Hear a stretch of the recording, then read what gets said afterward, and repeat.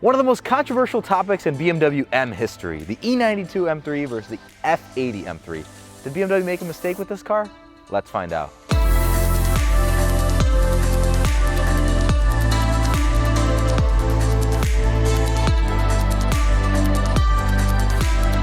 What's going on, you guys? My name is Kyle Solkar, and today we're with my buddy Jacob's 2013 BMW E92 M3 competition package. And beside it, you've got my 2018 BMW F80 M3. Now, there's a lot of controversy between these two cars and which one is better. A lot of people prefer the V8, and a lot of people are upset that BMW went to the inline-six with twin turbos that doesn't sound as good. So today, we're going to go over everything that you should like and you should dislike about these two cars and which one is better. So with that being said, let's get into the video.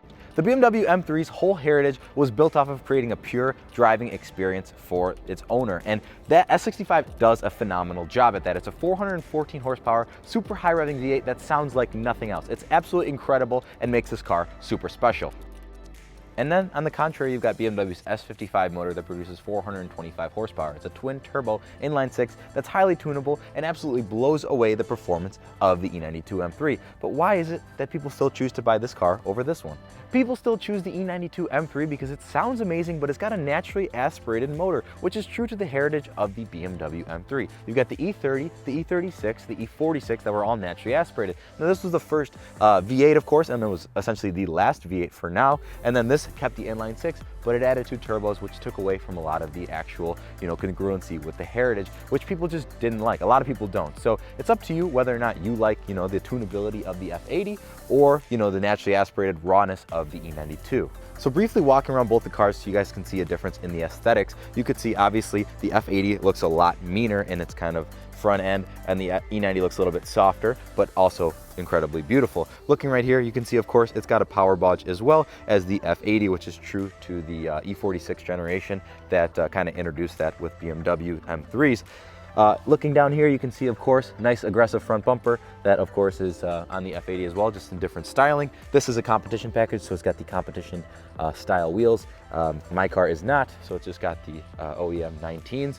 Looking here, you could see just really nice aggressive lines throughout, making this one of the most beautiful body styles BMW has ever put out, in my personal opinion. Here you've got the beautiful M Performance style spoiler, as well as your black badge and your M Performance exhaust, and a nice overall rear bumper design. Now looking over here, you'll see it's very similar in the fact that it's also aggressive and signature to the BMW M3. However, this car is much wider in its stance, and of course this M3 has 4 doors rather than 2. Now the M4, of course, is a little bit closer to the M3. As you can see on the F80 and the E92 as well, both cars are equipped with the optional carbon fiber roof, which I love for structural rigidity purposes. As you can see overall, the F80 just has a slightly more aggressive look to it, and the E92 has a nice, classy, rounded look to it. And I think they both are great looking cars. So of course, one of the biggest issues with both these cars is the sound. So we're gonna put them head to head, and let's hear exactly how this sounds. Let's hear the E92. That sounds really, really good. And then we've got the F80.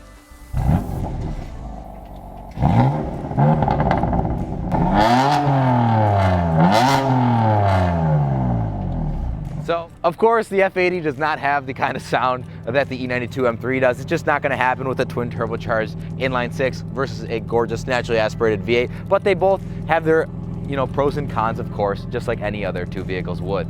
Guys, it was getting super dark, so I hope you enjoyed taking a look at both of those cars. We're gonna go over in the next video which car you should choose as far as the interior goes. You take a closer look and decide what you like better. Right here, of course, we've got Jacob's beautiful 458 Italia, which we're gonna have to do a video on as well as the 1,000 horsepower 911 Turbo back here, which I have a video on.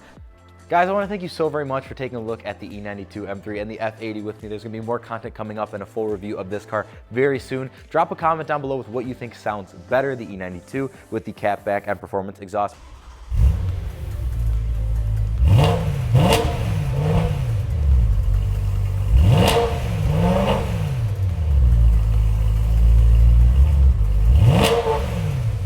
Or the F80 with the catless downpipes that gives it a little bit more of an aggressive sound, taking away from some of the lawnmower-esque comments that people are making on the internet.